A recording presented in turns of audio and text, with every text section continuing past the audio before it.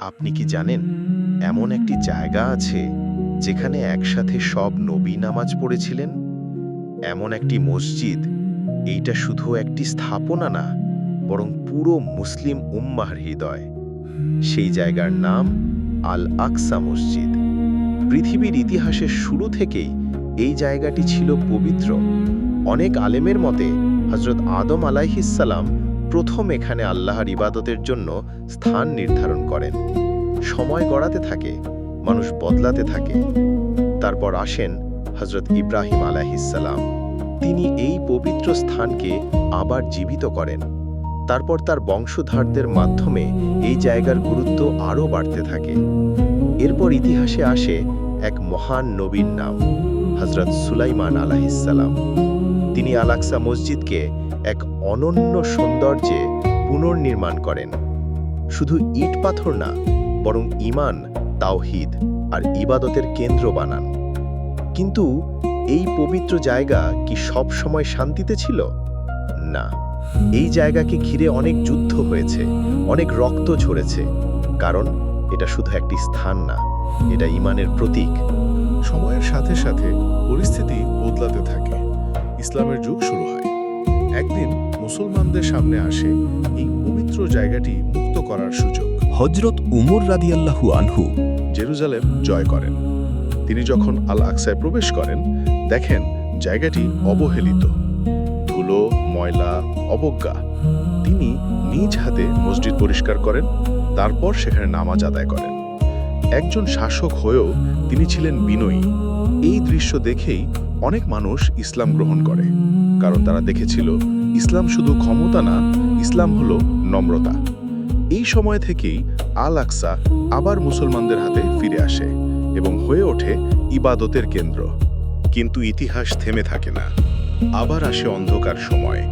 ক্রুসিডাররা আক্রমণ করে, তারা জেরুজালেম দখল করে নেয়। আল আকসা মসজিদকে অপবিত্র করা হয়। কেউ কেউ এটাকে গির্জা বানায়, কেউ ঘোড়ার আস্তাবল। মুসলমানদের জন্য এটা ছিল এক দুঃখজনক সময়। অনেক মানুষ কাঁদে, অনেক দোয়া করে, এই পবিত্র স্থান আবার মুক্ত হবে কি? আশা কি শেষ? না, আল্লাহ কখনো তার বান্দাদের নিরাশ করেন না। ইতিহাসে আবার আসে একজন বীর, যিনি বদলে দেন সবকিছু। তিনি হলেন সালাহুদ্দিন আইয়ুবী, একজন বীর মুসলিম নেতা। তিনি শুধু যুদ্ধ করেননি, তিনি ছিলেন ঈমানদার। তার লক্ষ্য ছিল আল আকসাকে মুক্ত করা। অবশেষে তিনি জেরুজালেম জয় করেন। আল আকসা আবার মুক্ত হয়। কিন্তু তার আচরণ ছিল ভিন্ন। কোনো প্রতিশোধ না, কোনো অত্যাচার না, বরং দয়া, ক্ষমা আর ন্যায়। এটাই ছিল ইসলামের শিক্ষা। তিনি আল আকসাকে আবার ইবাদতের জায়গা বানান। মুসলমানরা আবার শান্তিতে নামাজ পড়ে। একটি স্বপ্ন আবার বাস্তব হয়। এক সময় এলো যা পুরো ইতিহাস বদলে দিল।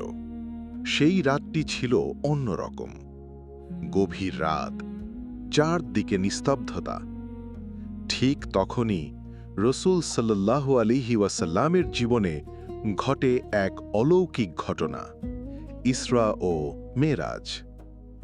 মক্কা থেকে বাইতুল মুকাদ্দাসে যাত্রা। তিনি পৌঁছে যান আল আকসা মসজিদে। সেখানে উপস্থিত ছিলেন সব নবীগণ, হযরত আদম আলাইহিসসালাম, হযরত ইব্রাহিম আলাইহিসসালাম, হযরত মূসা আলাইহিসসালাম, হযরত ঈসা আলাইহিসসালাম।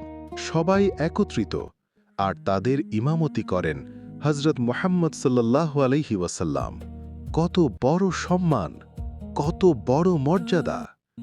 এই ঘটনাই প্রমাণ করে আল আকসার গুরুত্ব কত বিশাল।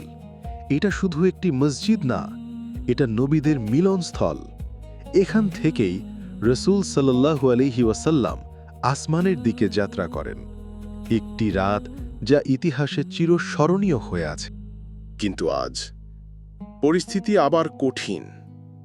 আল আকসা এখনো কষ্টে, অনেক বাধা, অনেক সীমাবদ্ধতা। মুসলমানরা সেখানে যেতে পারে না সহজে। তবুও তারা হাল ছাড়ে না। কারণ এটা শুধু একটি মসজিদ না, এটা আমাদের ঈমানের অংশ, আমাদের ইতিহাস, আমাদের ভালোবাসা। আজ আমাদের দায়িত্ব এই জায়গার কথা মনে রাখা, এর জন্য দোয়া করা, আল্লাহর কাছে সাহায্য চাওয়া। হয়তো একদিন আবার আল আকসা হবে শান্তির প্রতীক, হবে মুসলিম উম্মার গর্ব। আল্লাহ আমাদের সেই দিন দেখার তাওফিক দান করুন। আমিন।